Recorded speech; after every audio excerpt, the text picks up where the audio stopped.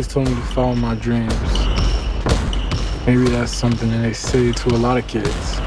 You may have shot this a few years ago, but perfectly timed to be releasing right now. Well, it was really amazing because when we first started shooting, we could not have imagined anything like a pandemic and COVID-19. It was just, it just would have felt like a sci-fi movie. And so we began the show as if it was going to just be a regular season. And then, halfway through the season, the entire world changed. And so we were allowed to just reflect it in the storytelling, which I feel like, really elevates the material. So, as you'll see in the beginning of the narrative, we say before Ahmad, Brianna, and COVID. And that's really like an important piece of the storytelling, because it's just really just a snapshot in time, if you will, but really allows us to hold the mirror up to, to society and just kind of show where we are with our characters on the court and just globally. Push-ups. I'm too tired. You're the #1 player in the area code. What do you think the haters want my baby to be? Tired.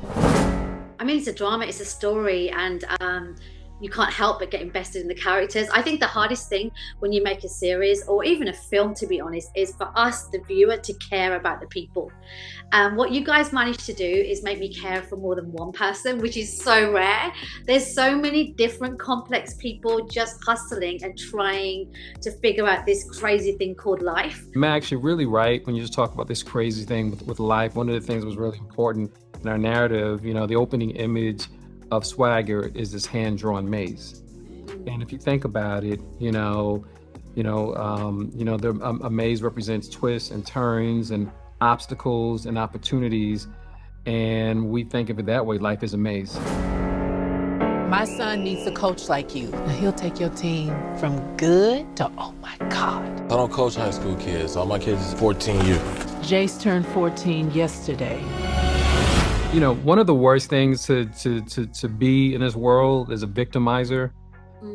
The second worst thing is to be a victim, and really this is a story of basketball, but it's also a story about off the court. It's a story about growing up in America, growing up in the world, challenging perspectives, challenging society, and really finding your swagger to do that. And that word swagger, I was looking at it earlier. I was like, what does swagger actually mean? Because I know for us, swagger is like when people are like looking bossy, stunting and all that kind of stuff. But it said someone who's defiant. And there were all these different terms that were pretty negative when I was like looking at the dictionary reference of it. But in your series, swagger is very different because it's more about a team coming together and having each other's back.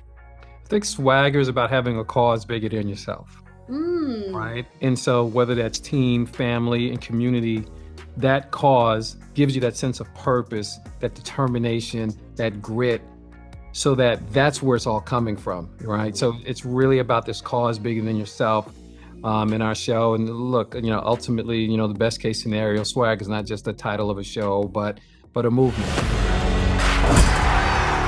No way I'm not gonna make it. Right, Coach?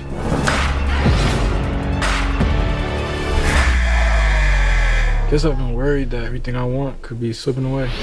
So with Kevin Durant, obviously ledge in basketball, executively produced it as well, but loosely based on his life. I'm just wondering, those early conversations when you lot were all sitting down deciding what you wanted this series to look like and how you were gonna, I guess, honor him as well. What were they like? Kevin gave me, a lot of stories from his own personal life. And it also gave me the freedom to explore other things that I really wanted to deal with. But one of the things we also really wanted to do was make sure that the basketball looked authentic and wasn't like cutting away to the, somebody shooting and cutting away. We really wanted the basketball to be as authentic as the real life stories.